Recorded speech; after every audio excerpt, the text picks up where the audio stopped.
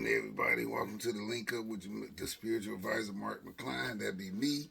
I hope y'all have a pleasant Monday, Tuesday, and looking forward to the godly arise on you on Wednesday morning. So, we're on the message part 2. And yesterday, uh, some people, I received a lot of good feedback. Let me say that. I've received a lot of good feedback. I think that a lot of people felt like they was helped from the sermon, and I praise God for that. Thank God for that. I'm truly grateful. Anytime that I can hear from any of y'all and saying that y'all got something out of the sermons, like I say, that's why I ask y'all to subscribe, comment, and share this. Let's start getting other people to start listening and building ourselves up, because we living in an era of time where we need it. Right now you need, sincerity amongst you. You need real love amongst you. You need clarity amongst you. You need people that really care for the welfare of one another. Because if you paying attention to the world, you probably sick. Sick, afraid, confused, worried, stressed. We living in dire times. Like me and a friend was talking the other day, and it was like, it's a war going on, and we sitting here, as if nothing is going on, but it's a war going on, and this just go to show you how we as a people and humanity, that we so desensitized to what's going on, that if it don't necessarily involve us ourselves, we don't tend to have no real major concern about it. Now, those of you who may watch the news and be, stressed out about what's going on in the world, God said relax. God wants you to relax.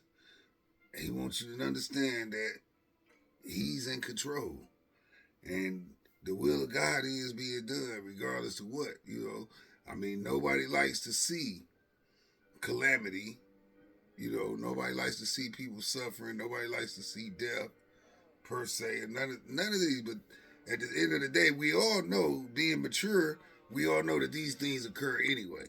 We know wars occur, whether we live through it, participate in it, or shun it, support it. It don't make a difference. We know what goes on in war. So, fret not over the things that you have no power over. You know what I'm saying? This is the time right now to turn to God, and that's what all this is saying. Because everything you looking at is man's wicked ways. These are things that man is causing to happen. These are disagreements of man. This is not the time to pay attention to man. This is the time to pay attention to God, because that's the era time that we living in. Right now, you got to decide whether you ride with God or you ride with man. Like I'm gonna keep reminding y'all that every time, because man gonna disappoint you and fail you every time. So when we get to talking about the message, and the message is clear. You know what I'm saying? My message is gonna always stay the same. I'm gonna always encourage you to pay more attention to God than you do this world, because the world is trying to deceive and deter you away from God. You know what I'm saying? So they giving you all these things that's going on in the world, but you gotta remember, these are man-created events. You know what I'm saying? This was not God's will. This is man's will. This is man's ego and greed and selfishness. The same way we was talking about in the last sermon with, the real nigga and the real man. You know what I'm saying? Like, in truth, the people that's leading us is not worthy of the leadership. They not worried about implementing the attributes of God in the world. They busy trying to be God. They want to have control and rulership over people. They really don't believe in equality. They don't believe in justice. You know what I'm saying? They don't believe in fairness. They don't believe in mercy. They don't really believe in what's right. They believe in what's right for them. But what's right for them don't necessarily mean it's right for us. So that brings me to the point of the message. And even though I'm on us hard because we got decisions to make. And at the end of the day, regardless of what's going on in the world, we got to be responsible for us. We got to be responsible for our household. We got to be responsible for us as a people. We already lack a voice in America. We already are undermined in America as a people. And I ain't just talking about black people. I'm talking about people that's without a voice. People that the world feel like is useless or doesn't contribute to the course of the world.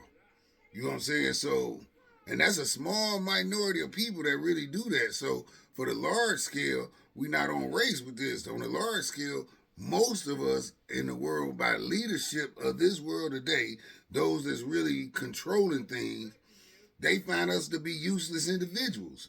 This is why we get plagued with all the different diseases and man-made diseases and false arrest, abuse of power, police brutality, uh, black on black crime. I mean, you name it. You know what I'm saying? Like these conditions ain't just happen. God, I mean, this ain't how people was meant to function.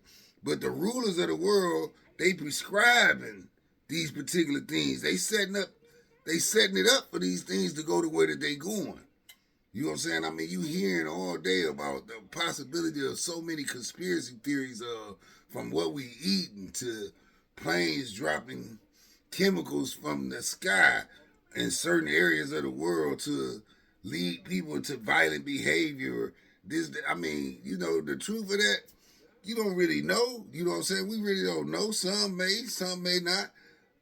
My concern of it is with the leadership that we have, just the theory and thought of us having to consider such things, to consider such acts that's being played upon one people to another country from what, like, just to even consider these things to be possible is wicked within its own nature. So, you know, what I really want us to understand is this, man. Like, God taking us out the playing field. It's a time and place and everything for everything. You know what I'm saying? And right now, this ain't the time to be playing. This ain't the time for singing and dancing. This is the time to really pay attention to what's going on and whose side you gonna be on. Right now you need to know who team you gonna be on. You either on Team God or you on Team World. As far as I'm concerned, you know what I'm saying. So those who going through the worries of the days, like my brothers that I was talking to, and make no mistake, like I kept telling y'all, I understand what black men go through. I really do. I understand. And I understand that a lot of black men use excuses and carry crutches and do everything else, to prevent from being a real man. A lot of these guys comfortable with being the nigga that they is on the street. And they got to be comfortable with it because they not pursuing nothing else. They not looking for ways to change their conditions. They not willing to put in the work to make their conditions better. So you can only presume that you must like where you at because you're not doing nothing about it to change it. And that's my problem with them. You know what I'm saying? Like I say, as my brothers, I love y'all. But at the end of the day, as a man, on any standard, a man has to be a contributor to something. And the question remains, what is y'all contributing to? You know what I'm saying? When your legacy is said and done, whatever, when your life is done, what do you want people to say about you? How do you want people to perceive you? See, these things that I think about, you know what I'm saying? I want to be an honorable man. I want to be considered a righteous man. And then most important, I really want to be missed. You know what I'm saying? I want to be missed because I want to be the type of person that did and brought so much to people's life. Good, right, love, happiness, joy, all these things. I want people to miss me. So I labor in my affairs with my relationships to be missed. I don't want to leave this earth and it's just like he just gone. You know what I'm saying? I don't want it to be nothing like that. And the way y'all function, a lot of y'all, that's how y'all gonna leave. You know what I'm saying? People gonna go through the formality because it's a formality. But let's be real. A lot of us, by you not being a contributor, your loss is not really even a loss to us. And you should take a great disgust in that, like, to just think that you've been on Earth and you can leave Earth and not contributing nothing to nobody, to not mean much of nothing to the affairs of our nation, to not have a voice that matter, to not have done something right by somebody that could keep your name alive forever because that gratitude is extended from them to you because of the acts that you committed. I mean, to just leave this world empty-handed, man, that's scary to me. Like, that's scary. Like, I don't want to be that individual. I don't believe that God put any of us here to just be forgotten. You know what I'm saying? Every president has the power to be an impact. And it depends on what type of impact you are that's going to be your legacy. Now, like I said yesterday, you boys running around here with this real nigga stuff, man, and y'all ain't doing nothing that's considered meritable to the people. I mean, your presence is really irrelevant.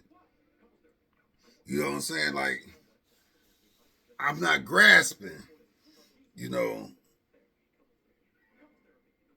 theory of who y'all think y'all are and what y'all think y'all doing.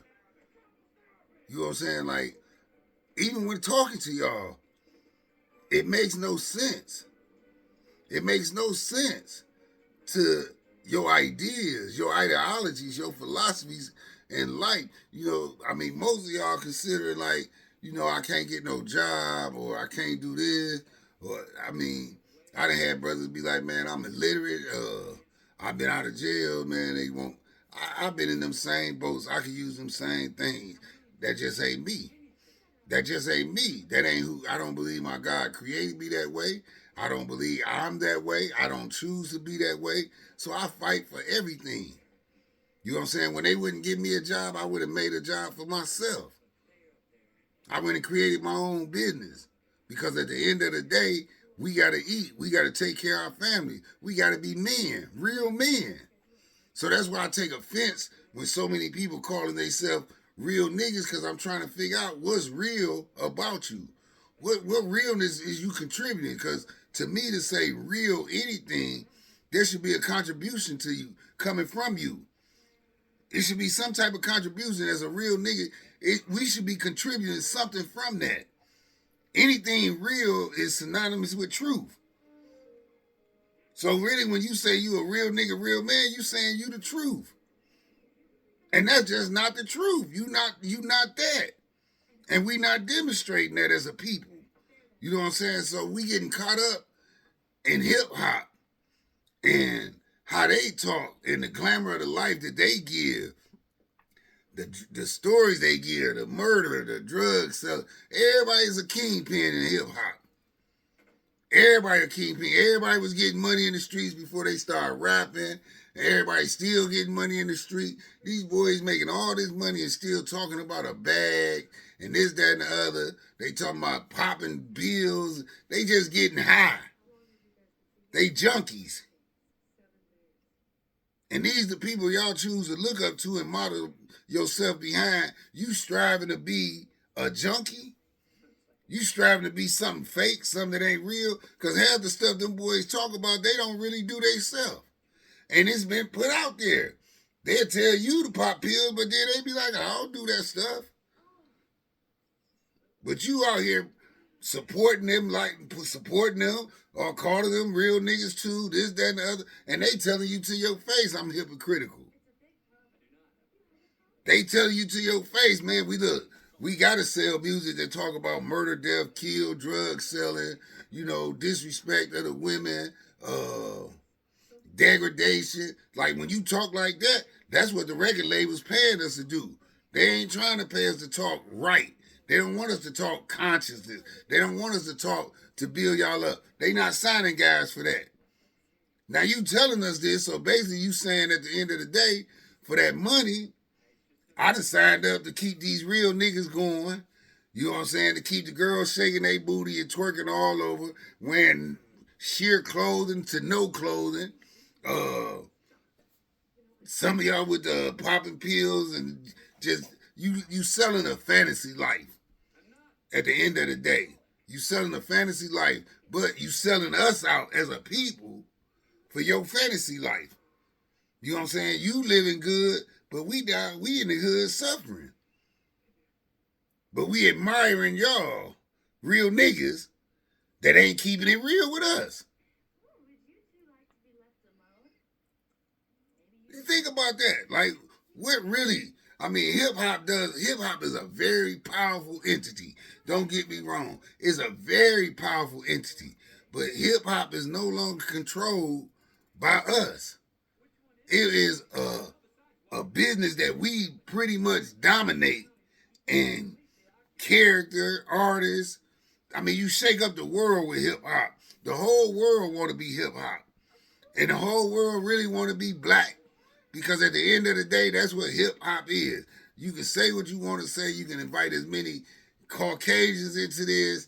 You can have as many M&Ms as you want or any of that. But at the end of the day, you think hip hop, you think black. We introduced hip hop to the world. And now the world is going around imitating us. Everybody acting like us. Everybody talking like us. Everybody dressing like us. So hip hop has showed you you are a chosen people. Hip hop is giving you a power, an authority to do something greater than what you're doing with it. But because you're not doing the right thing with it, a lot of y'all suffering because you're not doing what you're supposed to do with it. But it's the same thing that trickles down to us in the hood. You know what I'm saying? I don't care about, like I say, I'm not gonna tell no man how to provide for his family if I can't provide for him. I'm not gonna tell no man how to eat. I'm not gonna tell no man, you know, what he can or should or shouldn't be doing to take care of his family. Now, that to me, that's something between you and God, man. Being that I've been on the criminal side of life, I know what my motives and intent was for being inside there. And I'm like, would nobody finna take care of what I needed to take care of? Would nobody bringing family food to my family, this, that, and the other? So to me, I felt like I was in a dire situation, you know what I'm saying? Which I really wasn't, because I wasn't really capitalizing off my own mental. I wasn't choosing to educate myself to higher education, and not just by their system, just by my own innate character and intelligence. I wasn't willing to invest in me. I was accepting the lies that was being fed that we was nothing and we wasn't gonna be nothing. You know what I'm saying? And I despised the world pretty much because I felt like they was doing everything to keep their foot on our neck. So when I found an opportunity to get away from that foot off my neck, and I could stand up and look any Caucasian eye to eye, because 9 times out of 10 I was doing better than y'all in life. And I didn't have no problem with letting them know that. And even when I don't do better than, I still have no problem with letting them know that you're talking to a man. First and foremost, whenever I run across you, I demand that from anybody, police, anybody, any Caucasian, I'm standing. You got to respect me as a man, because as long as I allow you to continue to think that you can disrespect me, that you overpower me, that you superior to me, then I might as well be that slave. And that's why I walked away from a lot of that stuff. Not because I thought it was wrong or this, that, and other, or the consequences I met. I walked away because it came to a point in time where I figured out that I was better than that. That I wanted better for myself, and I wanted better for my children. I wanted to be a better example for those that I love. I figured that out. Y'all didn't make me do that. Every man comes to the fork in the road, and at that point, you got a decision to make. I made a decision that was noble. Not just for myself, but for my family and my neighborhood, my hood, my community, my people itself. And I made that because I built a relationship with God. And in the building that relationship with God, God started building on me. So the things that I once thought, like now, I don't worry about what a European think about me. I don't care what nobody else, I don't care what some of my own people think about me. Because at the end of the day, I can only be me. If I live my life according to how you think about me, then I'm never going to get anywhere. And you're not going to get nowhere if you out here worrying about what people think about you. You're not here to prove yourself to nobody. You're here to prove yourself to God. And every individual is. And if you one of them people that's putting that pressure on other people, stop it. Take that pressure off of them. Stop thinking that a person needs to live the way you live. You got your own life. They got their own life. We got to start letting each other live. That's going to build a trust in our relationship. We can't continue to keep trying to control us and complain about being controlled by the European system, by the American government. You can't have it both ways. You can't complain about them enslaving you, but you steady trying to enslave one another. And that's what hip-hop does. They talk that prolific talk. They talk smart. They look good. And y'all get caught up in the worldly affairs of the cars they drive, the jewelry they wear. I mean, but when you think about it, what sense is it logically? I don't care how much money you got. You know what I'm saying? What sense do it make to have $300,000-$400,000 worth of jewelry around your neck? Now I'm going to take you back. You don't see that from billionaires. You don't see that from Bill Gates. You don't see that from Elon Musk. You don't see that from people that we know that really got money. Because it goes back to, like I told y'all in the last segment, the rich act poor and the poor act rich. That same $300,000-$400,000 you got around your neck, you know how much you could have did to a community with that $300,000-$400,000? That ain't doing nothing for you but sitting on your neck? You want to be seen? You know what I'm saying? That's all you doing. You just dressing up. You might as well blackface yourself. You just dressing up and entertaining people. And the more you got, the more you think we going to look at you. That's gaudy. That's gluttony. Them one of the major sins against God. And you, as a people, and some of y'all believers, you know what I'm saying? Some of y'all say y'all believers in God. Y'all go to church faithfully and this, that, and the other, and you come straight out and you support that foolishness. Until you demand better of them, you're not going to demand better of yourself. When you start demanding better from them and they treatment towards you and how they react to you, then you're going to start treating and give yourself that same demand. It's time to stand up and be men. We ain't got no room for excuses. We ain't got no time for excuses. Y'all want to talk about living in the end of time and the signs of time and everything that's going on? Well, if you believe that, get right with God, man. Do right by your people. Do right by yourself.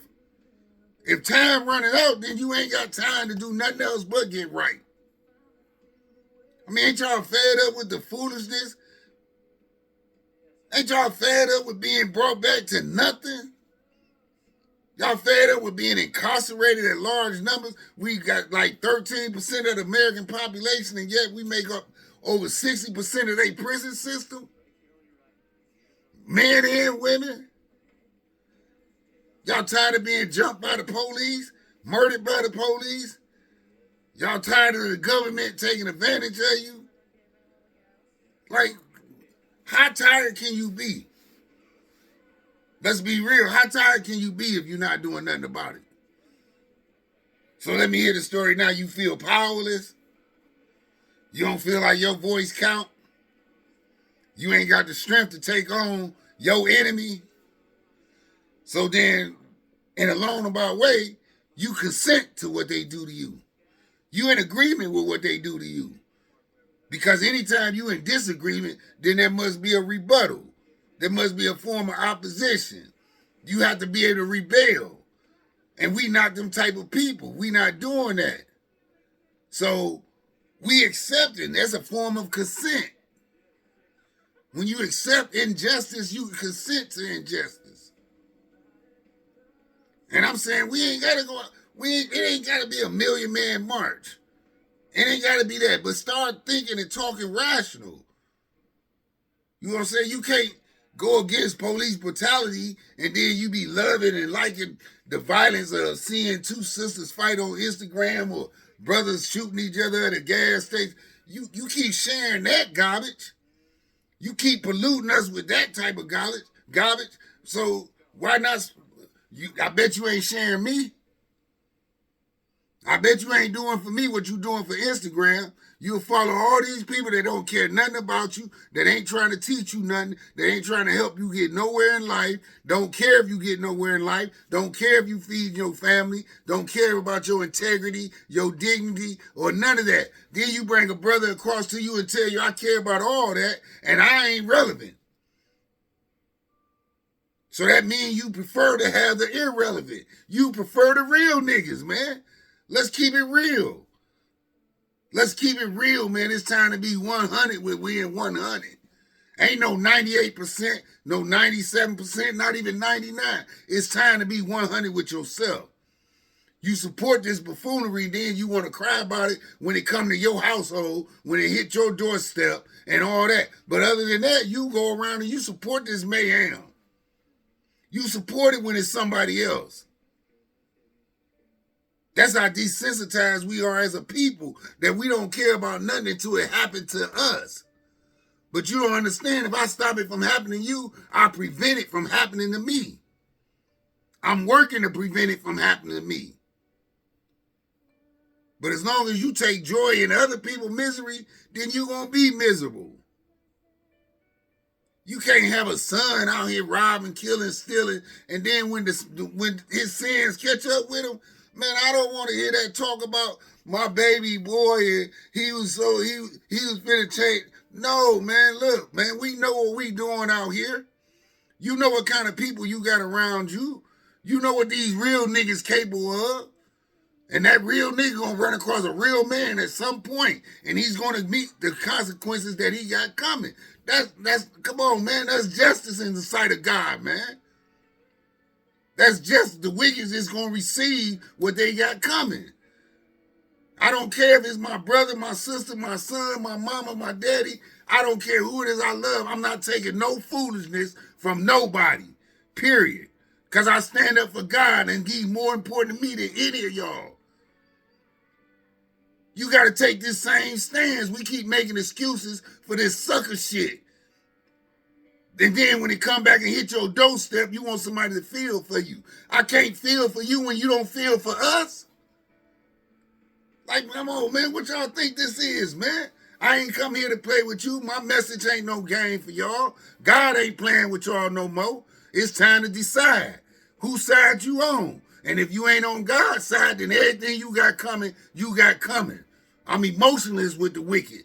I don't care what happened to the wicked. I don't feel no sympathy for them. I don't have no empathy for them. And I don't care what your race is, your age is, none of that. If you out here with the buffoonery and it come back on you, God already told me what He gonna do to y'all. So when it happened to you, I'm not the one that's gonna sit here and be crying like it shouldn't have happened. Now you won't be in 100. Now you can keep listening to these suckers to keep getting your money from you and saying what they want to say and making you feel good and this, that, and the other. I ain't here to make you feel good. I'm here to try to make you do better, be better. I'm here to help you get back to your righteousness with the oneness of God. And I'm angry about that at times. And you should be angry about it too. Like, we tripping out here, man. This stuff, we making complexities. We making complications. We making life more difficult. We doing that for ourselves. Because we doing everything to disobey the will of God rather than be inside the will of God. We doing everything and honoring everything else other than honoring God. We praise the world and we don't praise God. That's why you okay with God not being in your school system no more. You okay with that because that's one more time that the children ain't got to hear nothing about God. So that plays distance against them. You okay with that, but this is our school system. This is the leadership you got, but you don't make them stand up for nothing. But you'll come back on the block and try to make the nigga on the block stand up for what you want to stand up for. You willing to shoot him in an argument over something about walking on your grass or he bumped into your car or anything. But the people that's really out here killing us, y'all not saying nothing to them. You have no argument with them. You have no fight with them. But you'll fight against one another. And then you wonder why as black men, they feel the way they feel. Yeah, I'm on their side. I'm going to always be on their side. Even when I'm giving them the business, I'm still on your side. I still want my brothers to be the best that they can be. But I understand that a lot of us lacking. I understand why a lot of us lack. And I understand that some of us lack because that's just what we want to do. So I ain't making no excuses for none of that. I ain't got no excuses for them. But at the end of the day, I definitely got understanding. Because as hard as we fight to be men, it's our own people that sit up here and tell us how much of a man we not because you measuring us according to this Caucasian. Everything in America is set up by the measurement of a Caucasian. When you go see your doctor, if your weight, your height 5'9", they measure you according to what the Caucasian weight is at 5'9", and that's your average weight. That's why most black Americans in America is considered obese anyway. Y'all sisters strapped. You don't look like no Caucasian. Caucasians looking like y'all now. But you overweight according to their measurement because you don't fit in with the Caucasian world. They can't measure you according to their standards. They got to measure you according to our standards. But we accept that. And we take on the image that they give us about ourselves. They tell you you obese and you start thinking I need to lose weight, this, that, and other. But I bet your man ain't telling you that. I bet your man not telling you that. So now we talking about the mind state, man. You know what I'm saying? Our mind state is corrupt. It's corrupt. As much as we want us to do better, we don't do things that make it possible for us to do better, man. We don't. You know what I'm saying? We don't. We don't treat each other fairly. We not just with one another, but we want the world to be just with us. We don't expose or exchange or reciprocate love between one another, but you want the world to love you? Have you ever just dared to sit outside yourself and look at the conditions of black people? And being unbiased and look at just on a large scale how black people introduce themselves to the world, how they conduct themselves, the perception of them from the world view. Look at it from the world view. You will be greatly disappointed because that image is the image we portray. You can make we can come up with all the excuses we want, man, but bro, it's only one truth. It's only one God. And I'm telling you, every time you boys get a gun in your hand and you choose to pull that trigger against another man that look like you over nothing, this man ain't murdered your mama, raped your daughter, or did none of the hideous things that should demand and merit death. Y'all doing this over crack rocks, crack houses. He in your hood. He wearing the wrong color. This, that, like, bro, what is we talking about? So you telling me a life, our life? That's the only value of our life is according to a color? I'm disrespecting you because of a color?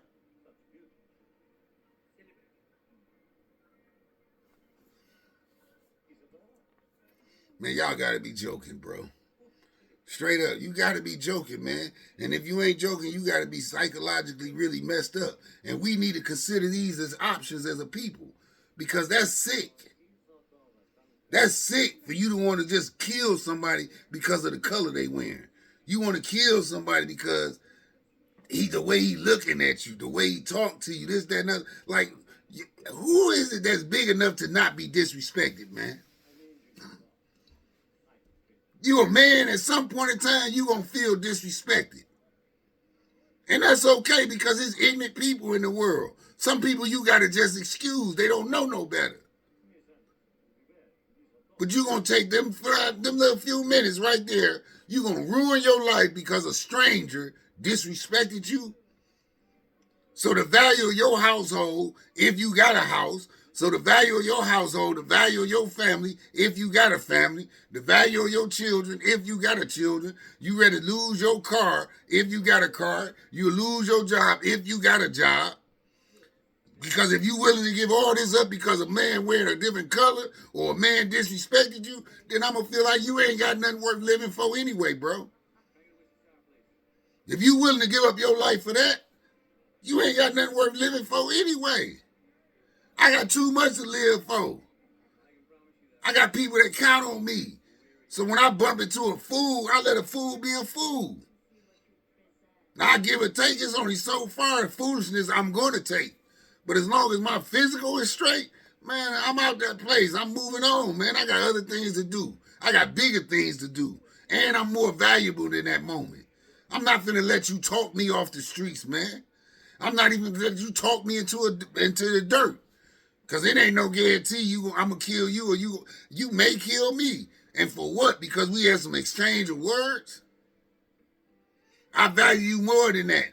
I'm strong enough to walk away from that situation. I'm good with myself to walk away from that situation. Because you just talking, and I ain't going to talk. And when we get into it like that, you going to understand that I'm not coming with words. If it go to that level, but when it go to that level, that means I had no other option. And when there's no other option, there's nothing else to talk about. You boys talk too much, be talking about y'all some real niggas. You talk too much, man. It say be quick to listen and slow to speak. All y'all do is run y'all mouth, you rats out here, man. Telling other people business, gossiping just like women.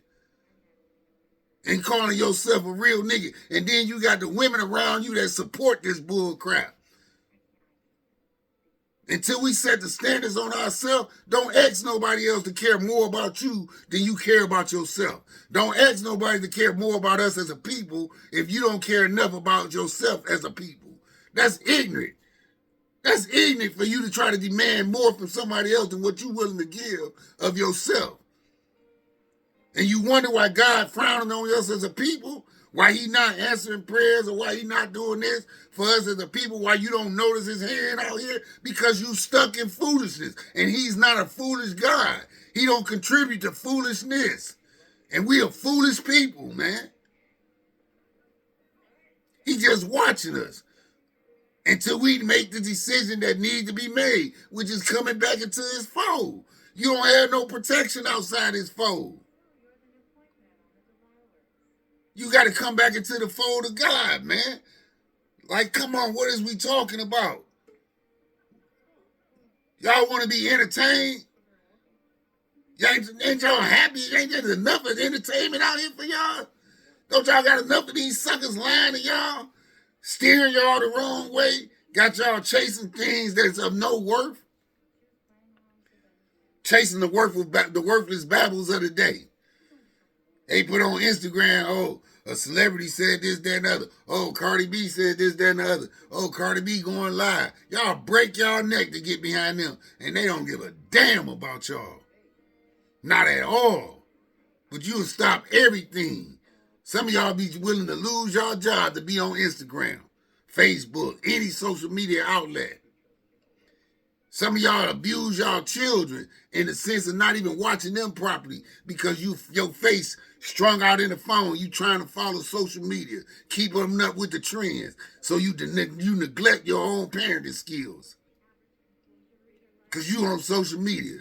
You'll tell your kids to stop waiting, to stop bugging you about dinner because you trying to catch up with what's going on with P. Diddy and them.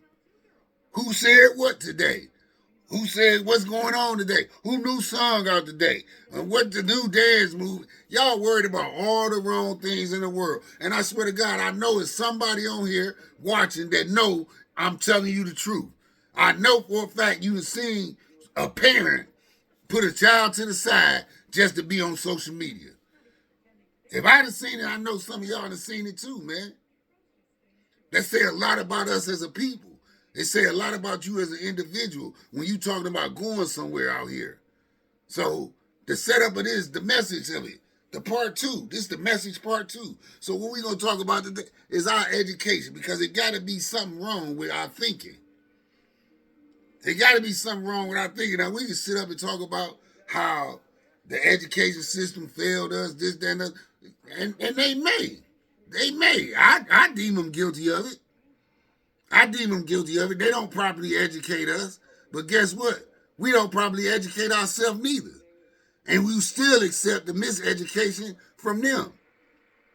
We still ain't doing nothing about it. Ain't no rallies about that. You still talking about Brown versus the Board of Education back in 1960, 1950. You know what I'm saying? That's the greatest monument of us attacking the education. almost 80 years ago.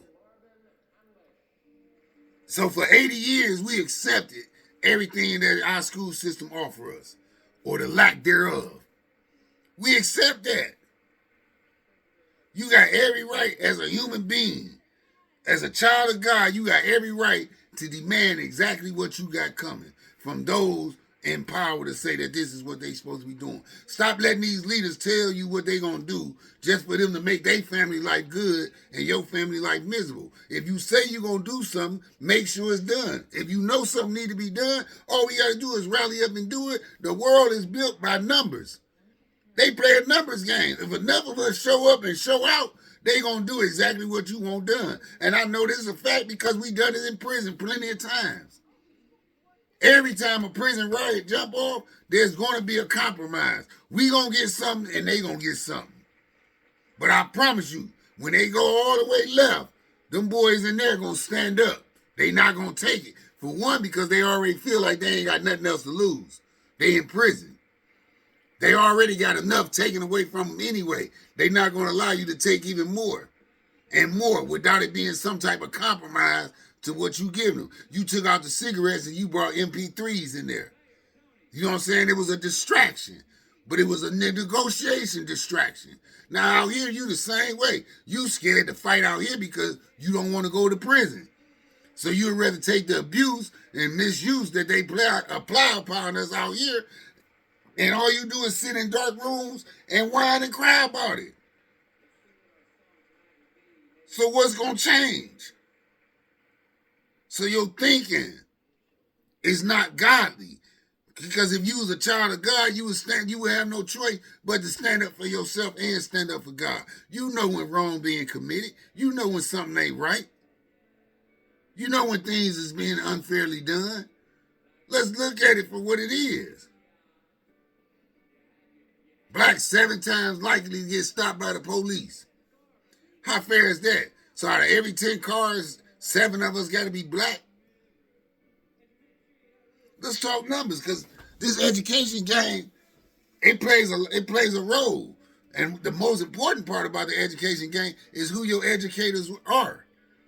You know what I'm saying? I don't have a problem with going to school system. I mean, they got problems. They got issues that need to be dealt with. But that ain't the point. If the parent is on point and the parent know what's going on, then the parent, when your child get out of school, you should be educating them about the basics that they learned. You should be giving them more to add on to the basics, because all they giving you is a system of operation of their education. Their education is not to make you the best you that you can be. That's not what they educate you. They making sure that you can deal with the fundamentals. So when they come to employ you, that they know what you're capable of doing based on that education, because it's their system. So if you only pass to the 10th grade and no higher, they know just about how high you should be reading. They know what mathematics. Then you tell a story. And then you got to they ask you this. You got some college, how much college, you ever graduated at? Because they figuring out who you are based on their educational system. So when you tell them where you coming from out of their educational ranks, they just about know where your thinking capacity already lies. If you can't think, they already know you ready to take any abuse that they hand out because you can't think. But a non-thinking man is a very dangerous man. And that's black people too. Because you can't think. So to the world, we are a dangerous people. Because we lack intelligence. As Marcus Garvey say, intelligence rules the world and ignorance carries its burden. You feel me? We ain't invested in intelligence. And that's displayed throughout our hood. It's the fact that we predator upon one another. The fact that we make each other victims. When the other nations and all that see how we treat ourselves, I mean, that's why other nations be disgusted when they nationality, people bring home a black woman or a black man. Like, why would you pollute our bloodline with one of them? It ain't just because they black, it's everything that they bring with them. They concerned about the bloodline. Like you bringing ignorance into our community when you bring a black person here. Because they don't care about you being black for real. They can't care about that because they too busy trying to emulate that. So get away from the skin color thing. God already know that trick right there was there's a divide and conquer. That's it. It was to keep people separated and apart from one another. It's no real truth because at the end of the day, white women messing with black men messing with white women, Asian men messing with sisters, sisters messing with Asians. Like, man, come on, our interracial is interracial. We sexing with every nationality of people. But the culture of that people despise the culture that we represent.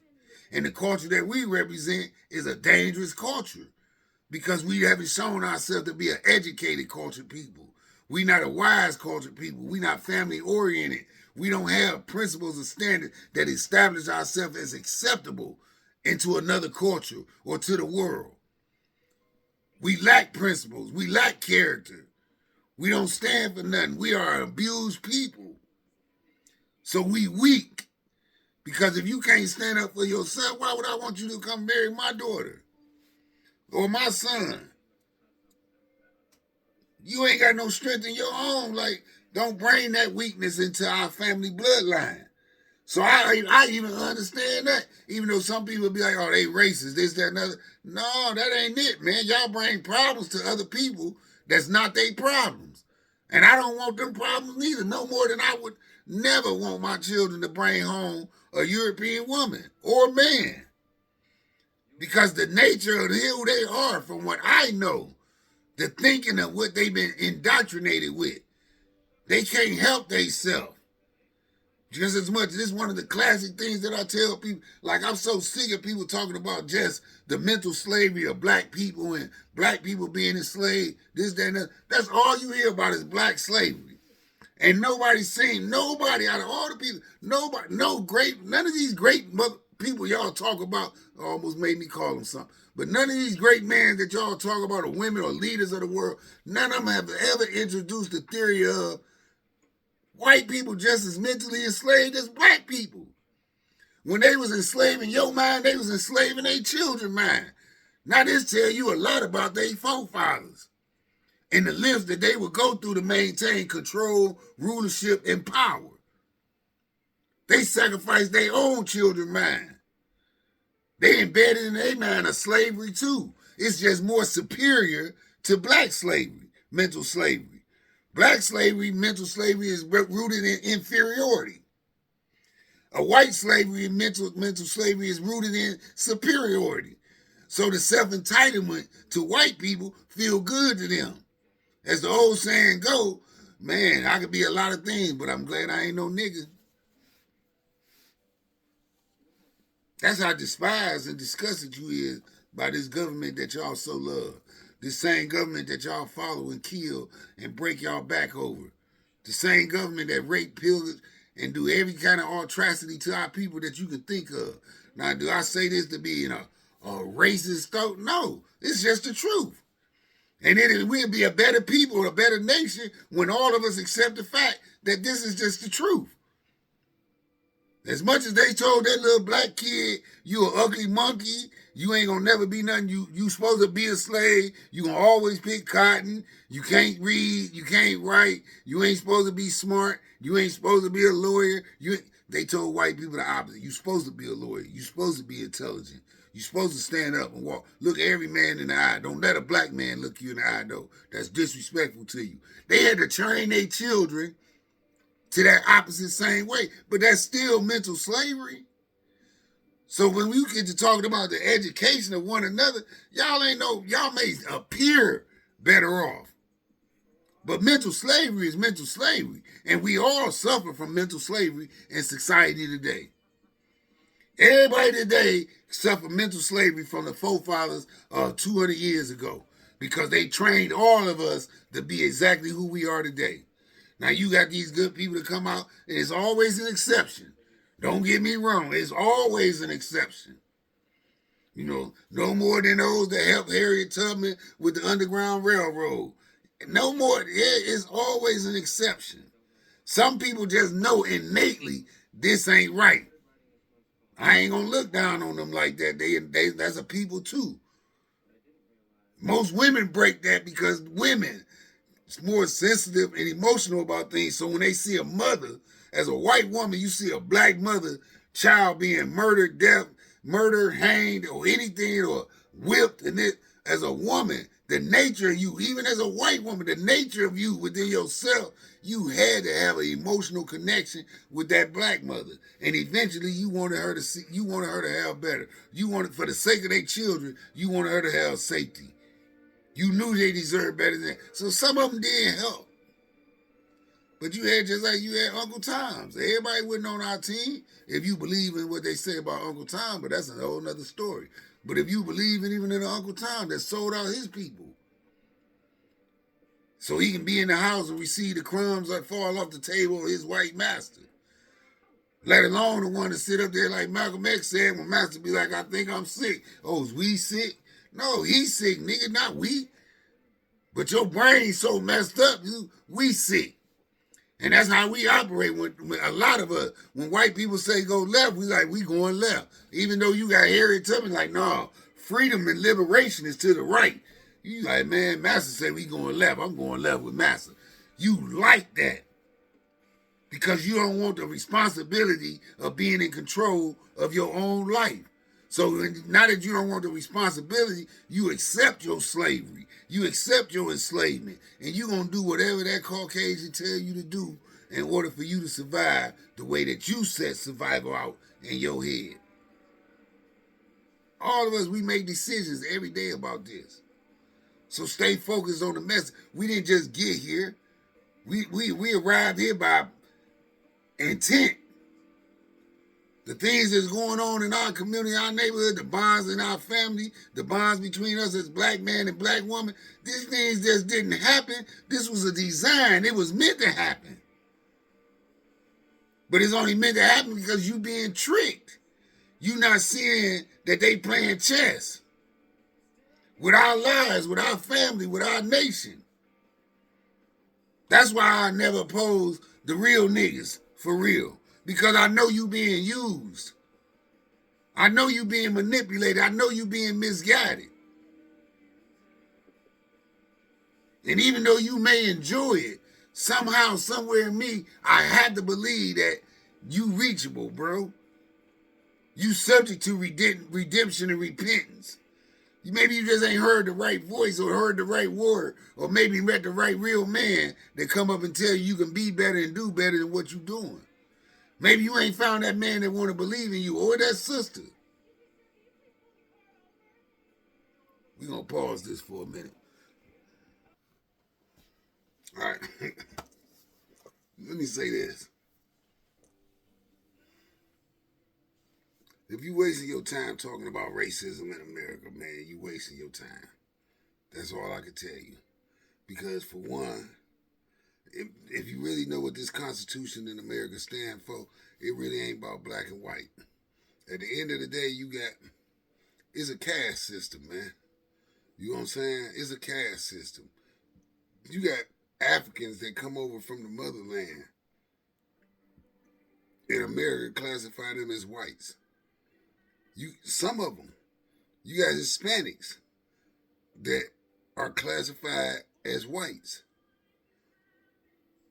So basically, when you a white person in America, by classification, that means you get certain entitlements for being classified as a white person. And then you got the black caste. And when you get the black label placed upon you, you have no rights. You have civil rights. Civil rights are privileges that's been given to you by the white caste. The white caste represent the rulers, the power, the authority, those that make law. You know what I'm saying? When they invite you into what we call now this integration of the caste system of the whites and the black, come on, man. Politically, y'all know black people don't carry no weight. They still black. So even when they put in the position of power, they still have no power when it comes to a white. And the white don't necessarily reflect your skin. You find it humorous, but white people serious when they tell you Eminem is no longer a white boy no more. They serious about that. He's been classified as something else.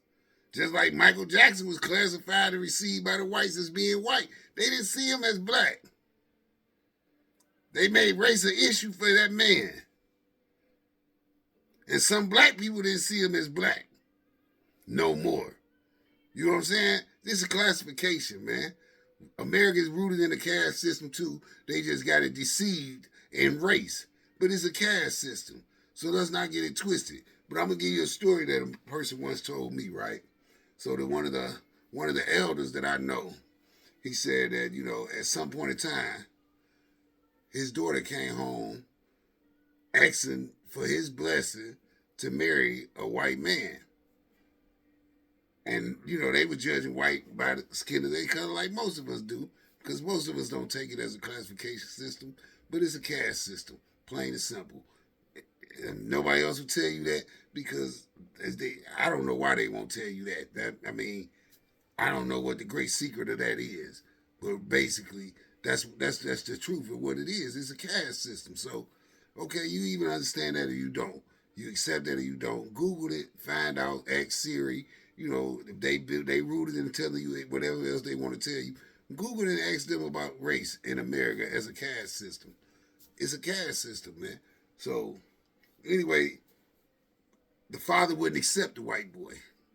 You know what I'm saying? And that's how he said it. I won't accept no white boy into my family. And they thought he was being racist. So nobody never asked him why, this, that, and the other. For a long time, he just was like, I'm not giving my blessing. So one day the daughter came to him and was like, because of his distance from the white boy, never no disrespect, never really wanted to conversate with him.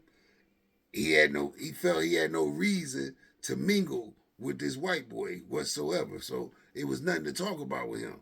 And the just popular theory was like, damn, I never knew my daddy was a racist. So she came to him like, I never knew you was a racist. And he was like, I'm not no racist. And she's like, well, why won't you accept my fiance? And he was like, look, until your fiance and his people can apologize to my family and my people, I would never accept them into my household. You understand that? So it wasn't about racism. It was about what you and your forefathers did and stood for against my kind. That ain't no day gonna come where I'm just gonna accept this and walk in as if you don't carry a history with you. And that history needs to be regarded. And it needs to be stood up for. And it needs to be accountability for it. And he was demanding of the white boy accountability. So don't just bring the white boy to me and ask for my blessing to marry him. Bring his entire family to me so that I can understand that the entire family feels for my daughter what I feel for her. When they can show me that accountability, you got my blessing. I was like, that's deep. And I get that. Because a lot of interracial relationships that occur that we know of, most of them, they don't have the support of family on both sides. Don't neither side really agree with it because neither side came together to accept accountability for one another with their children. So whoever the children is, once they come together, the families become a blended family. But you can't blend with opposition. So when you go into an interracial relationship, it needs to be accountability for the families to come together to accept. I need to know that my daughter is in good care. I don't want to know that, oh, you fell in love with Mr. Tom's son and Mr. Tom don't like black women. So when you come around or don't come around or this, that, and other, my daughter going to suffer from his not liking black people? Like, no, I would not give my daughter a blessing to marry you into that. I won't do that. And no, I stand on that right now with him. He taught me that lesson right there. I need the accountability of the entire family. If I get into an interracial relationship with anything in my family, I need to know that your family stand for the protection of my child, just like you said you stand for. If you can't bring your family to do that, then I'm not standing here with my blessing for you. Because I'm not handing over my daughter to mistreatment. I'm not going to advocate my son to go into mistreatment. I don't want to hear that, oh, well, since we black and white, it's just going to be harder. It's only harder because there's no accountability. The standard accountability has not been accepted for that. So I'm not going to send my child into a world half-assed and not be protected by that because y'all have yet to hold yourself accountable. Now, we as black people, as we know it, we are an accepting people. We allow y'all into our life. We allow y'all into our community. And we really don't hold y'all to no different standard. We probably just wondering why y'all amongst us. A lot of us don't know white people can be in the same state that we can be in.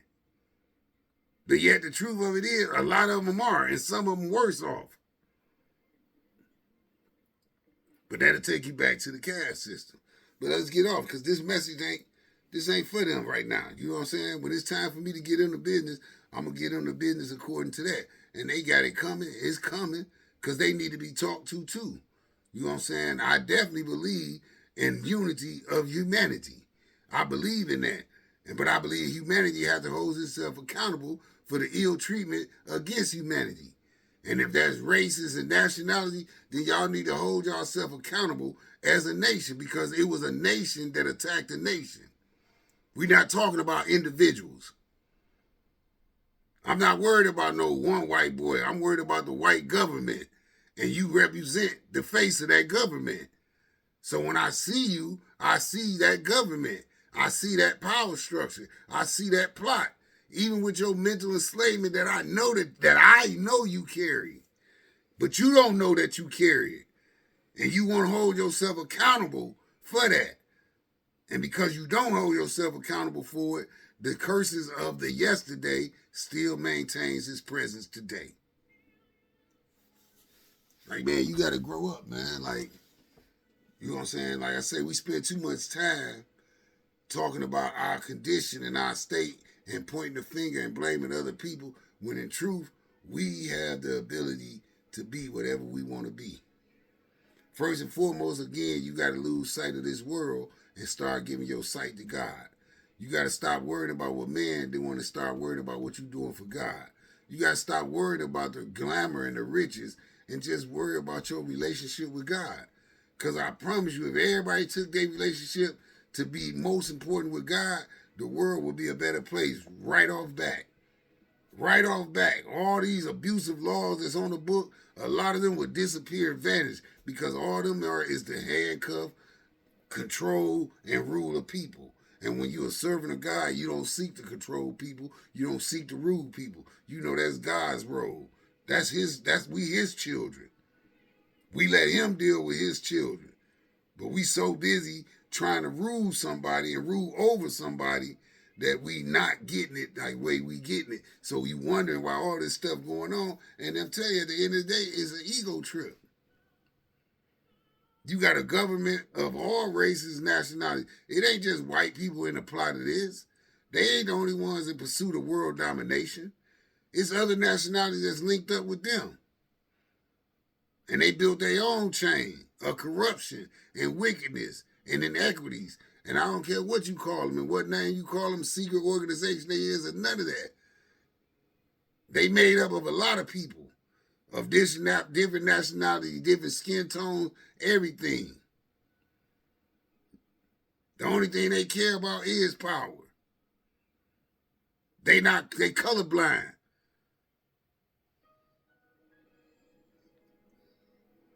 So let's get off of that. You know what I'm saying? And let's get back to the importance of the message. You know what I'm saying? So a lot of us, and I got to keep going, like, I love the real nigga to some degree. Let me tell you why.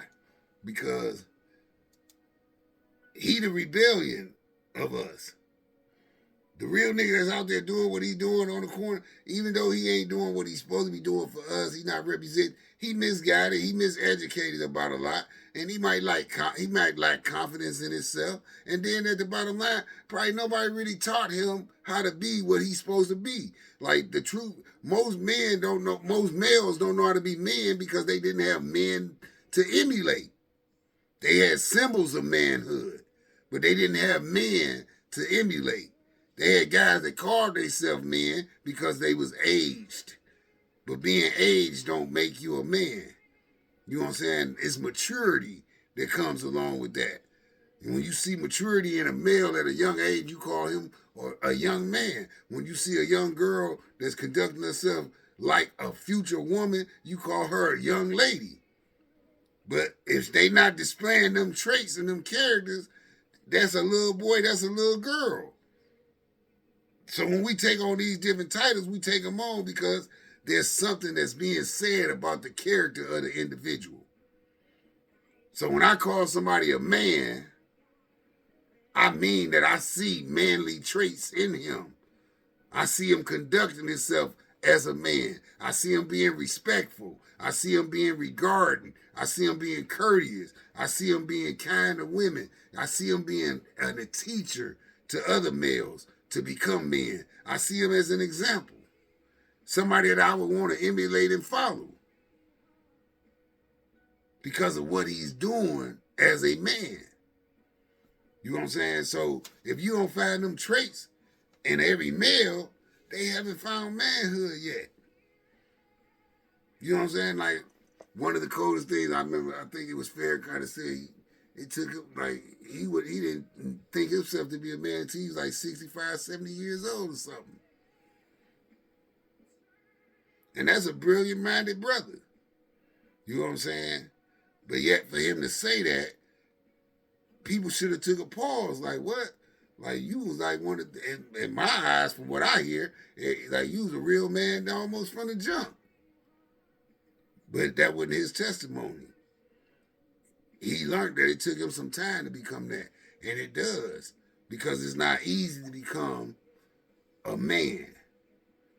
You know what I'm saying? That's why they trained young boys back in our ancestry times when they took young men out and taught them how to hunt. This, that, and the other. It was a training to become a man. Now you just get a certain age and you think you're a man.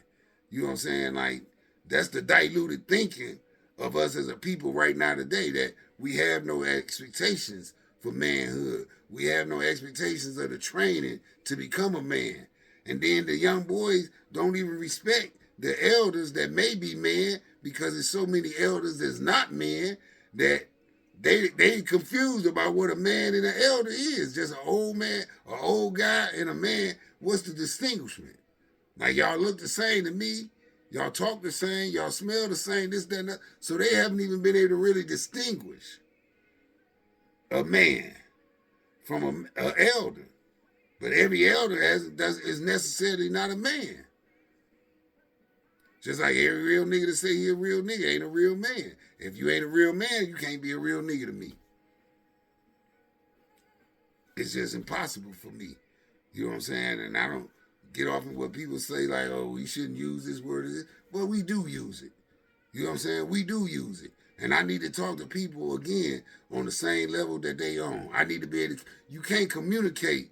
That's like when my grandma used to always be like, you know, don't talk to a kid or a child in baby-like voices. Don't be sitting up there doing gaga goo goo goo. No, because then they gonna be like gaga goo goo back. They gonna emulate that. So if you want to teach a child how to talk, or you want to teach a baby how to talk, you talk to them like you talk, so that they have something to emulate. And you start teaching them how to speak.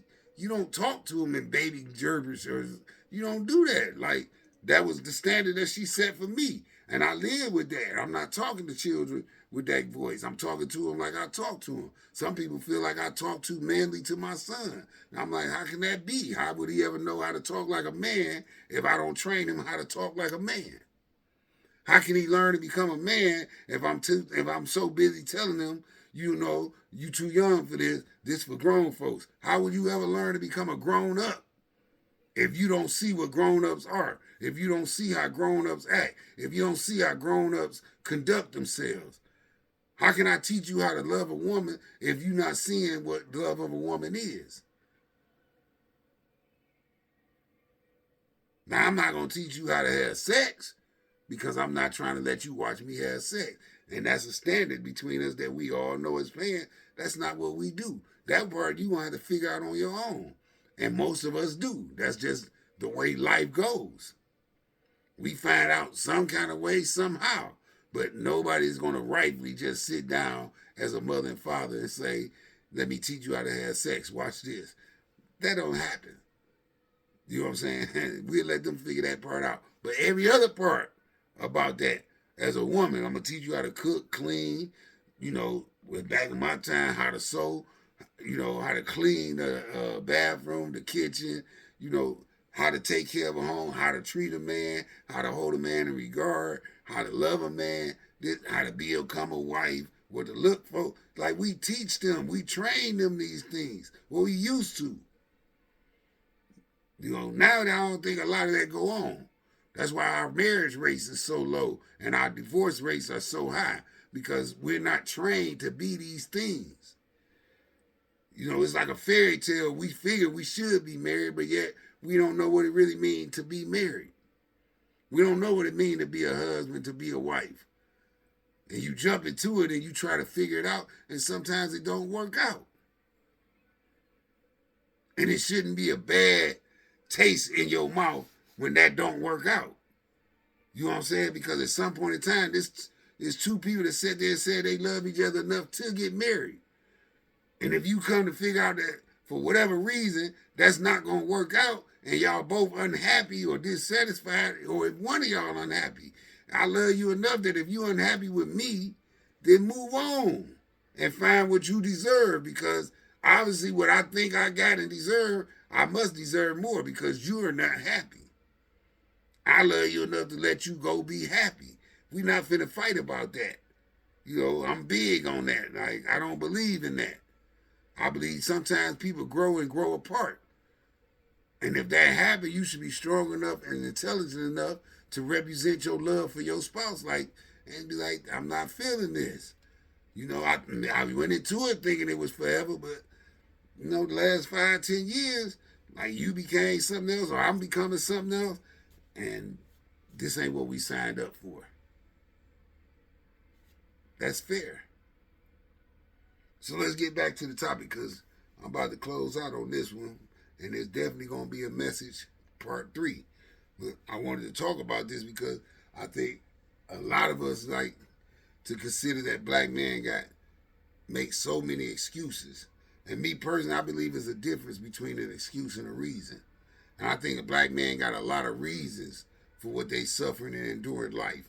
I don't think that everything black men say, because I am a black man, and I wouldn't make it excuses. Could I have done better?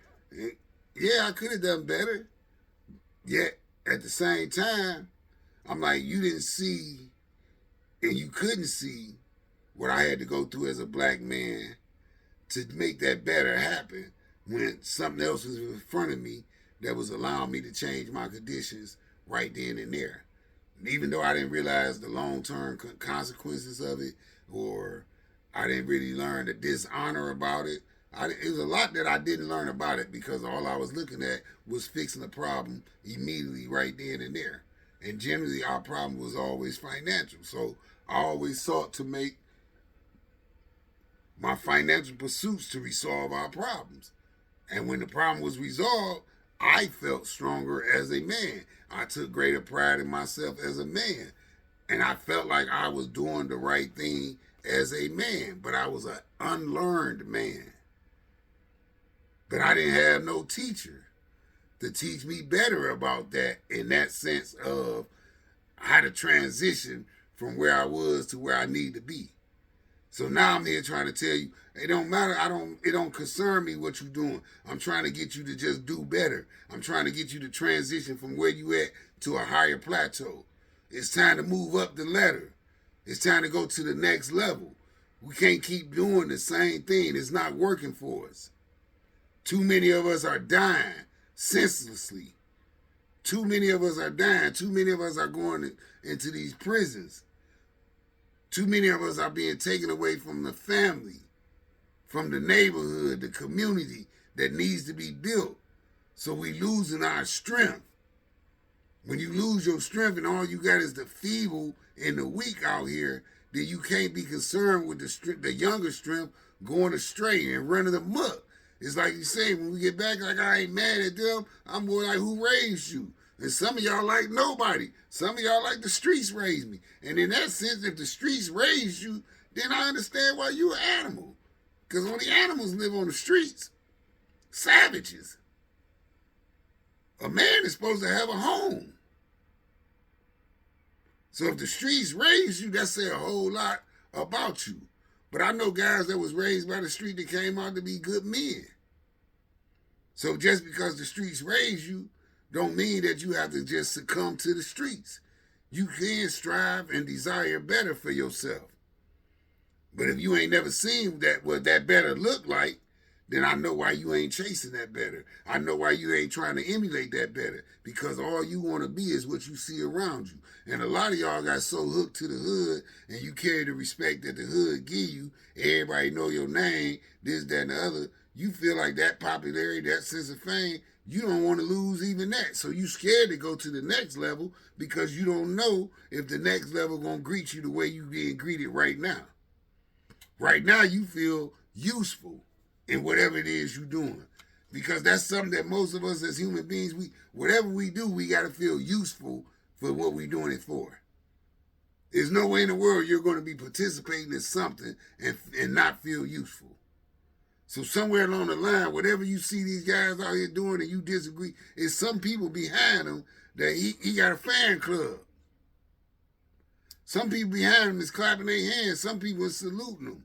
Some people is like encouraging them. Some people telling them they proud of them because he was able to go buy some shoes and some clothes and this, that, and other. And you just seeing that result, but you ain't seeing the sacrifice that he's making to go get them things. And why he getting them for this year and next year, what about when he gone for the next 10 years? Then who gonna bring them same things to the table then? Because he not there to provide and protect no more. See, the theory of provide and protect as a man is to make sure you're there to be able to provide and protect. And if you're not there, then you can't be a man. That's why when they send you in prison, it's a form of emasculation. They deprive you of being a man. In prison, you're deemed a slave by law. The only slavery that's admissible in this country, known as America, is when you in prison. When you become imprisoned and convicted of a crime, you are treated just as a slave. And you are regarded as such. That's why they give you slave wages in there. So you can never say slavery is fully over with, because as long as the institutions of prisons exist, slavery still exists. So now we want to talk about some of the reasons inside this message and why we going astray. Like, stop looking at the actions, because the actions don't really tell you about the intent or the motive of the heart. Matter of fact, let me read this scripture before we get into this, so you can see where we going with this particular this thought that I got for you in this message. So we in Proverbs 16.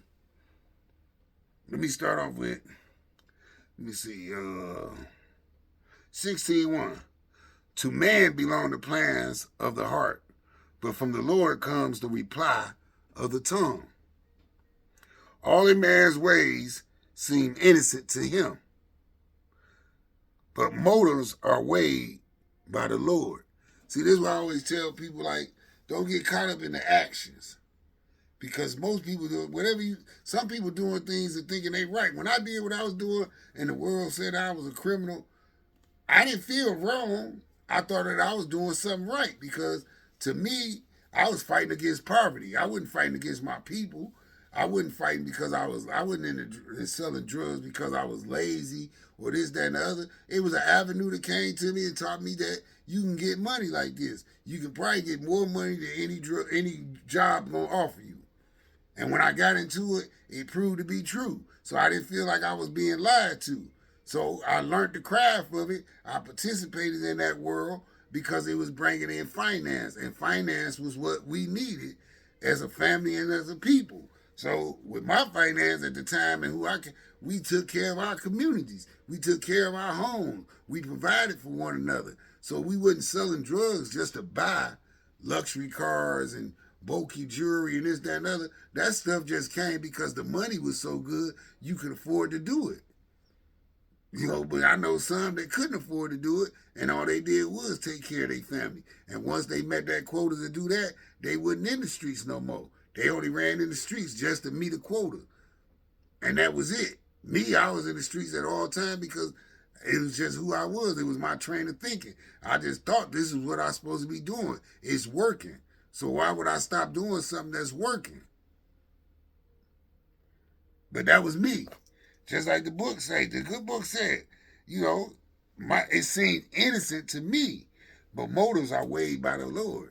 So even when I hear that and I learn that, I never felt like God was going to punish me for a lot of the things that I did because the motive of my heart was righteous. The motive of my heart was to provide for my family, to protect my family, to just to break the norm. I was trying to get us away from poverty. It wasn't about the people. It wasn't about seeing none of this, that, and other. I was simply trying to escape poverty. And that was it. So if I'm judged by the motive, then I'm judged with righteousness. You can judge me off the behavior and the actions. You judge me off the results. Like that's how our country is built. That's how our justice system is built. You don't concern yourself with the heart of man. You know what I'm saying? You don't concern yourself with what condition he was in, his frame of mind. All you know is he was selling drugs, lock him up, throw him away. But you don't know if he was selling drugs because his mama needed a $60,000 heart surgery or whatever surgery or whatever the medical bills were. You don't know that he was selling drugs to try to save his child's life. You know what I'm saying? Like in the movie John Q. And you'll learn I'm a movie fan. And I believe that people learn by visuals. So I like to refer a lot of my stuff to movies because you can remember in John Q. Like who held him under them circumstances? Who really thought him to be the crook? When it really was the medical world. Because you can save his child, but you tell him because he can't afford to pay you to save his child, that you just gonna let his child die? Like what kind of parent would accept that answer? And whatever you did in that process, who would say you was wrong? So the motive of his heart was not wrong, and I believe God would deal justly with you that based on your motive. Then we're going to jump over to 16. 16 is Proverbs 16. 16. How much better to get wisdom than gold? To choose understanding rather than silver. The highway of the upright avoids evil. He who guards his way guards his life. Pride goes before destruction, a haughty spirit before he fall. Better to be lowly in spirit and among the oppressed than to share blunder with the proud. Listen to that. Better to be lowly in spirit and among the oppressed than to share blunder with the proud. So I just say that just to say, like, I always tell people that, like, just because, and it's the same thing, even with the real niggas, like, it's a mindset. I know where you boys at. I done been there with y'all. You know what I'm saying? Like I say, I done ran that. I know how you go. I know how you think. I know how you move. And I know why you move. Some of it, I don't know all y'all motives. Some of y'all got different motives. Some of y'all doing it just to be doing it. You know what I'm saying? Some of y'all think it's just slick to be doing it. Some of y'all doing it without purpose. Some of y'all doing it aimlessly. Some of y'all doing it just because you lazy and don't want to get a job. Then some of y'all doing it because it's the only way you know how to survive. Some of y'all doing it, you might not be educated enough, but you ain't finna tell nobody you ain't educated. So, basically you tell them to stay out your business and let you do you because you too proud to acknowledge the fact that, man, I can't even read. I'm illiterate.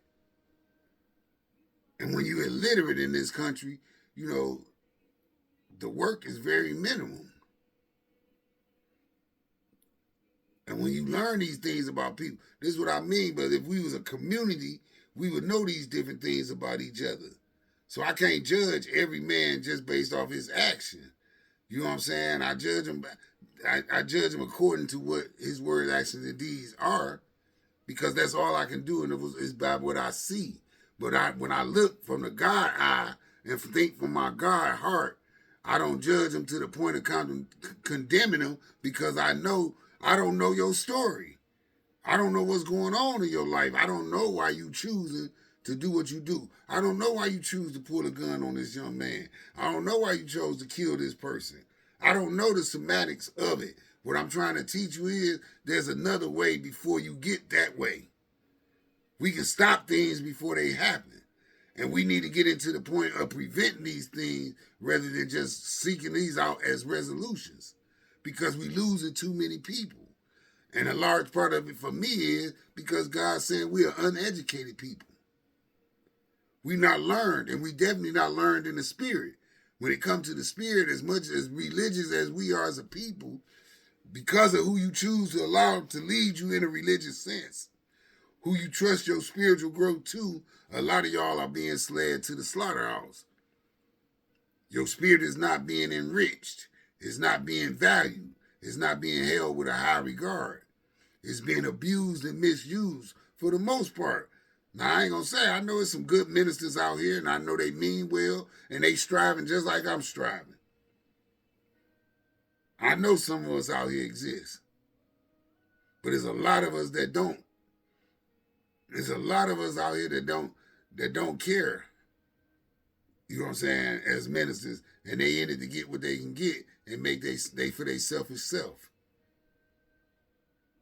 And you hear about it every day with them being exposed for different reasons under different circumstances.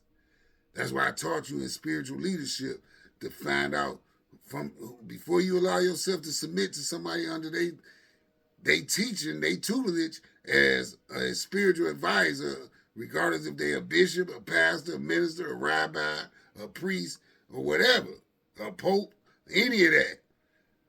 Know the deeds of this person. Know how they live in. See their works. Because if their works is not of prosperity, if it's not of growth, if it's not invested in the people, then I don't think that's somebody y'all should allow to lead y'all. So I'm asking you to look at that, not just from a religious standpoint, but even with the men that you choose to be in your life. And for men, the women you choose to be in your life. See how they live and see what they doing. If she ain't cleaning her home, how you think she gonna clean your home, our home? If she disrespectful today, you think she gonna be respectful tomorrow? You know what I'm saying? Like, you got to know the conditions of a people. Some people can do wrong things to you and not really mean to do wrong to you. That is not the intent or the motive of their heart. It's rooted in their education. If they got a low education, then they liable to do things that's not necessarily held respectful. And then you got those with a high education, but they very learned in the art of manipulation. I would be one of the ones that was learned and held in the art of manipulation, because that's how I had to run my squad. But you got to do the same thing with your family. You manipulate your children. I personally think manipulation is a tool of leadership. Can it be abused? Anything can be abused. Anything can be abused. But manipulation should be rooted in the art of advancement. Like manipulating the plant workers to work in unison. So you offer them this and offer them that, give them this, pay them this, whatever. You manipulate them to keep that assembly line moving. Because at the end of the day, you got a goal. Manipulation has a goal to it. And it should be for the benefit of all participants inside of it. That's leadership with manipulation. But I know a lot of people look at manipulation and they think negative. I don't think negative about it. From where my learning come from, I mean, we being manipulated to do what's best for us, because sometimes we don't know. And you have to be manipulated into just doing it because you really don't know. So let's get to this. Like, man, I want y'all to understand this before I get out of here. 84% of black people lack proficiency in math. So that means like 8 out of 10 of us really can't count in mathematics severely. We really can't count. You know what I'm saying? We don't know how to do percentages. We don't know how to do fractions, et cetera, et cetera. We know how to add and subtract. Basics. So 84% of black people lack that. 85% of us are not proficient in reading skills. Now, can you read? You can read, but as any of us know in education, that reading is just the surface of it. Can you comprehend what you're reading? And that's where black people fall off very poorly. We don't comprehend what we're reading, which is one of the reasons why they say if you want to keep something from a black person, put it in a book, because they knew that your comprehension at that time and present would not be up to par to comprehend what you're reading could actually mean and what impact it can have on your life. Now, we got a dropout rate of 8%. You know what I'm saying? So that's basically like 10 out of every 10, one of us dropping out. So that's just dropping out, just leaving the school itself. Our unemployment is one of the highest. We got 11.5% an unemployment rate. And I'm only giving you this information because I'm hoping that it allows us to start understanding the sickness that's going on between us and amongst us, and that we can start giving regard to this. That just because you see some of us out here doing what we doing, don't always assume that we doing this by choice. We making a decision, but is it really our choice? Because sometimes you only play inside the perimeter that you know. And if your perimeter is limited, then it's only so much that you're going to do. But the only way your perimeter is limited is if you got a limited mind. So that's why education is important to talk about for us as a people, because we need to know where we lack at. For me to simply get on here and keep telling you, you're not educated, you're not thinking right, you're not smart right, then I got to come back with some kind of information to say, look, this why. Because you might think you can read, but you ain't really comprehending. And you might not look at it like that. You might not want to admit that. But now it's time to admit it, because we can't help you. God can't do for you what you're not willing to do for yourself. So if you carry these problems, it's these things that we start working on with one another. When you see somebody acting a fool, then just assume his comprehension ain't up to par. You know what I'm saying? Because if you could read what's going on around you and know it don't even dictate what you bring to the table. You know what I'm saying? You the only one being violent. The rest of everybody else like, what's wrong? What's wrong? You cussing everybody else out, pulling out a mag like, you a superhero. Because you don't want to hold yourself to the lack of knowledge of being able to comprehend what's going on. You could be talking sane to a person, he talking to you back like you talking insane to him. Just because you tell him to calm down. Oh, bro, it ain't even really like that. I know it ain't like that, old bitch ass nigga, because he can't think. You know what I'm saying? He can't think. He ain't comprehending that peace is being offered. So when I'm telling you that just because you can read, but if your comprehension ain't right, then you're not going to comprehend when peace is being offered to you.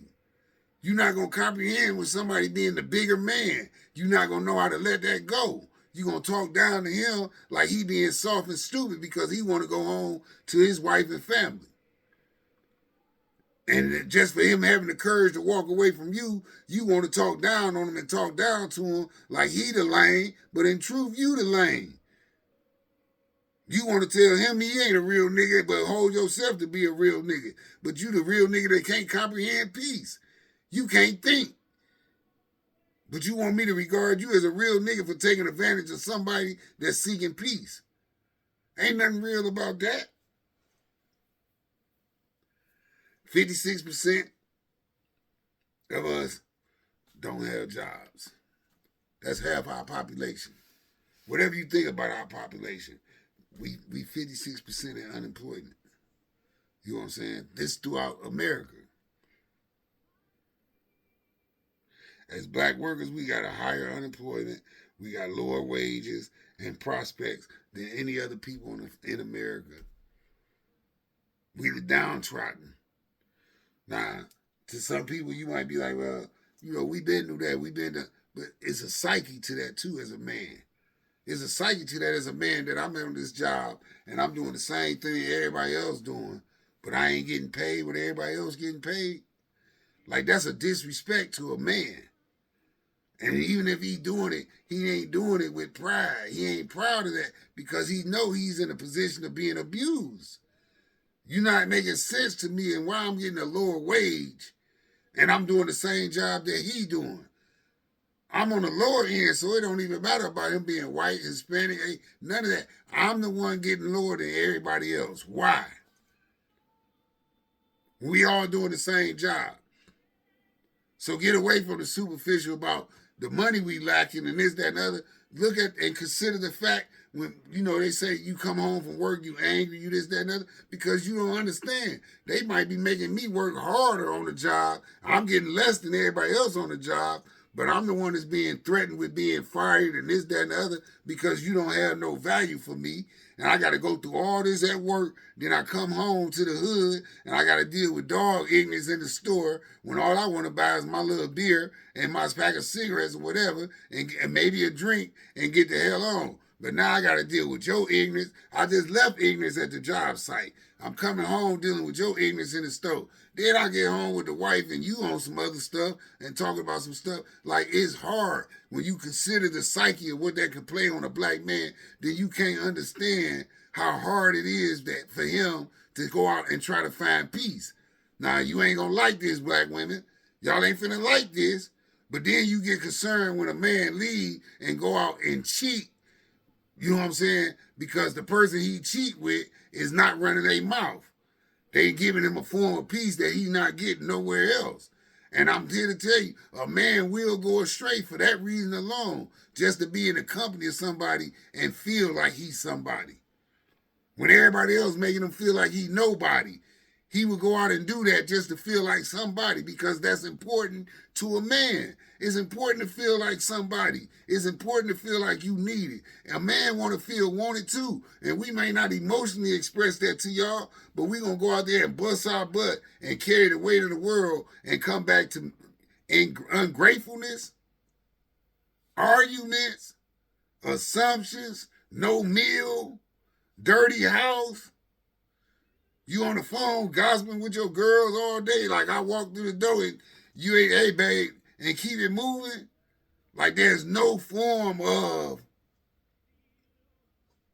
comfort being offered. It's like we take it for granted. Now, I ain't saying that as to give a man no reason to go out and cheat on his woman or his wife. I'm telling you, I know for a fact that ain't right.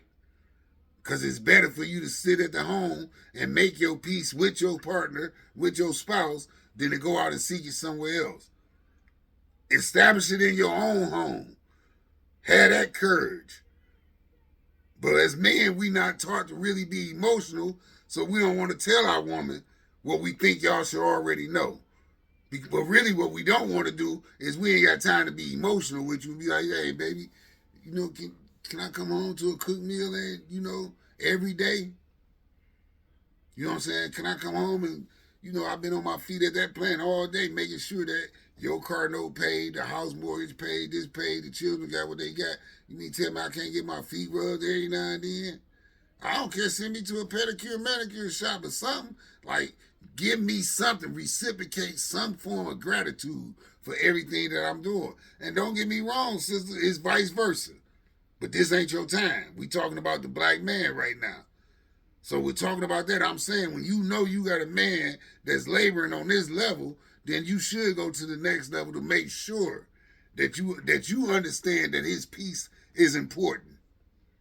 That you understand it's important to him as a man to feel needed and grateful for what he's doing.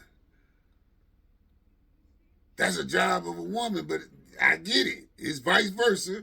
So don't even make that argument with yourself. It is vice versa, but we talking about a man being the head of the household. For as man serves God, man is also served in his household as God. So the man is the head of the household. And you supposed to regard him like you regard God. I hear y'all, well, he got to be walking like God. Shut up. Stop making that false fight. That's not what I'm teaching you to do. I'm teaching you to do what you're supposed to do. If you're doing what you're supposed to do, then make your argument. But if you're not doing what you're supposed to do as a woman, don't give me the argument of he ain't walking like God, this, that, and the other.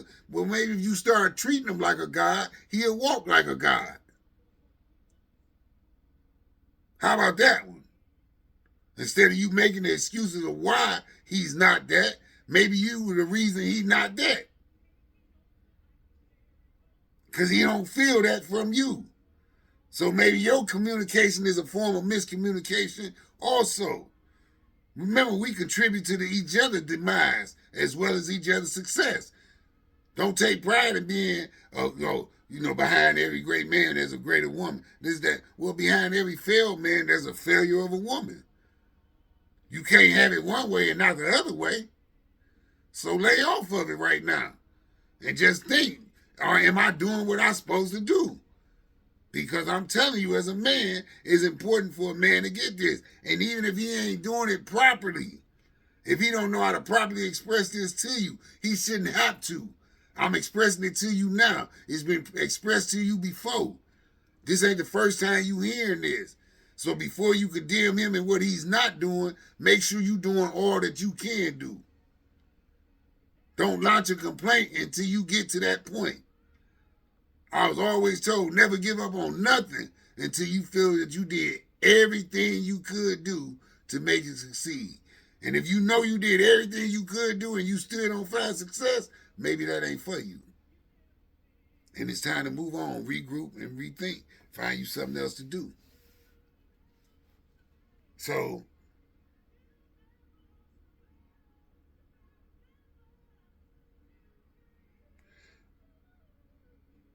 our job markets, we really not a career-oriented people. Like, we not the doctors, we not the scientists, we not the people that's of an impact to the world. This is why they look at us as non-contributors. Our greatest workforce resides in healthcare.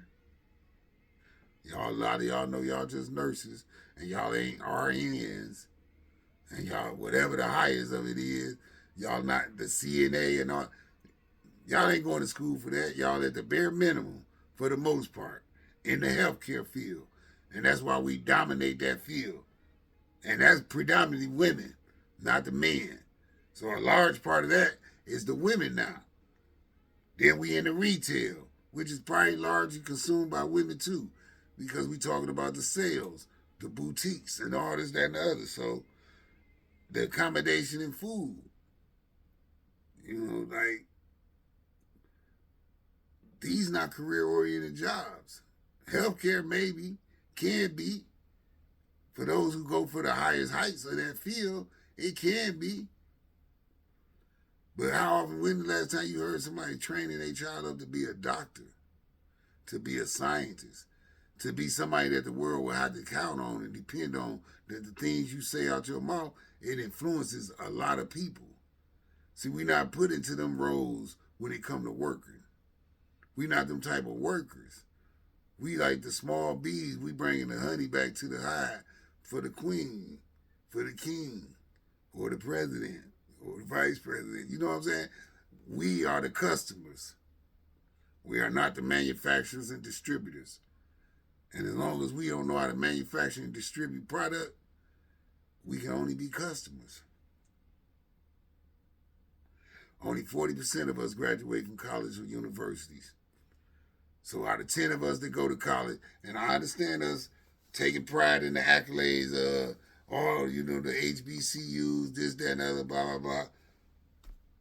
Only 40% graduating. So that's out of every 10, only 4 making it. So now we need to be more concerned about the other 6. It's like Jesus when he left the 99 to go after the one sheep that went astray. I'm not worried about the 6. Y'all where y'all supposed to be. I need to know what's going on with the 40%. You know what I'm saying? I know they straight.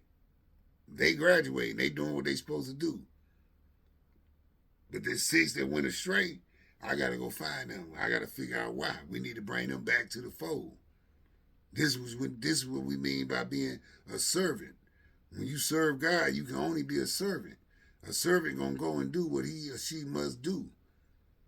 So I'm not going to stick with the 40% and look at that 6 and be like, man, they dumb, they stupid, they don't want better, like this, that. No, I need to know why you don't want better. I need you, brother, sister. I need you to be stronger. I need you to come back into the fold. Whatever is going on with you, let us help you out. Let's figure this out. We need to get that ratio up. Only 40% of us graduating from colleges and universities. But we want to take so much pride in a black person going to college. We take more pride in the fact of them going, but we don't hear too much about them graduating because many of them not graduating. And that should bother us as a people.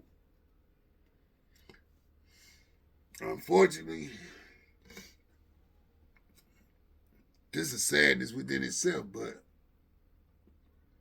annually, whatever your job market is, black people make approximately $20,000 less a year than any other people if we doing the same jobs. But that's $20,000 we underpaid for a year. So just imagine if you had that equality, that extra $20,000 in your life, how it could propel you into other things. But you being cheated. But see, you'd rather sit here in the hood and argue with me over this, that, and the other, but you're not arguing this factor. Basically, they telling you every year you can be doing the same job that other nationality of people is doing, but we going to pay you $20,000 less. Why? For what? When I'm doing the exact same work. This is what I mean when I tell you we worried about the wrong things. You worried about the man that's on the street selling drugs and doing this, but this may be his reasoning. Like, man, that's unfair treatment. This, that, and that. Everybody can't endure that.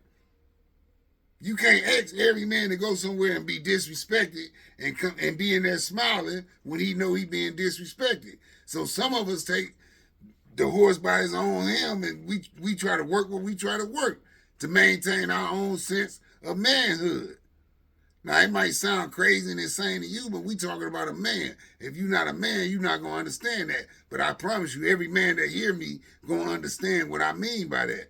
No man is going to walk into a place and say, hey, let me work here. And they say, okay, well, he made $50,000 a year. We're going to pay you $30,000. Who is going to accept that? Like, that's walking into an abusive situation. Now, yeah, you can go out there and make decisions that make things worse for yourself, harder for yourself, but you can't be mad at me neither for standing up against this disrespect, neither. Because that's disrespectful to tell me that I'm doing the same job everybody else doing, but I'm going to make $20,000 less a year. Every man can't take that.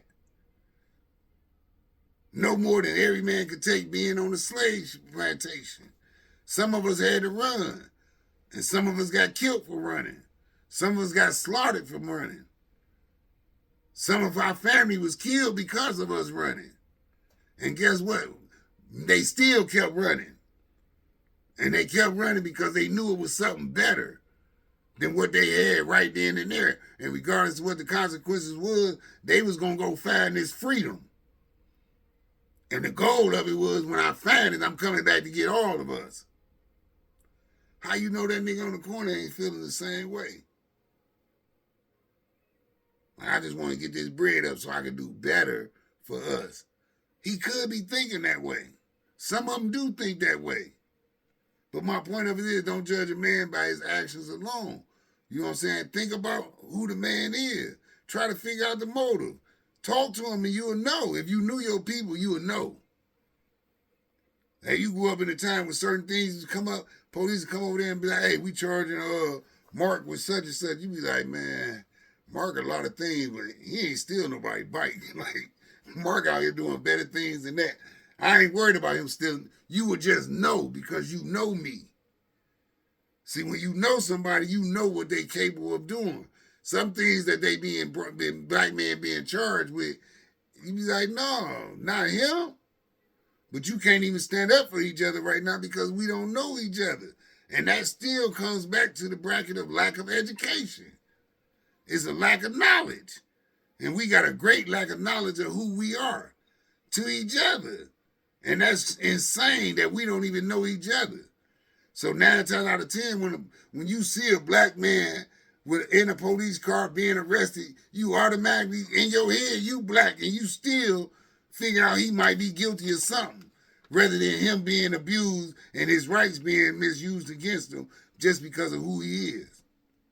Because they judge us on how we look, how we dress, how we doing this, how we doing that. They always on our head and our back about all this. And sometimes it's unfair, probably more times than not. But this things that we need to consider. This our in-house job. This is the stuff that we got to start figuring out. Like, we got to start concerning ourselves with the rest of the world, and we got to get our house straight. That's the only thing that really matters is our household. How is your household being ran? Is you sitting down making sure your children being educated properly? Are they comprehending? Like, I make my son them sit down and read a book, whether it be a book I wrote or whoever book, pick whatever book you want.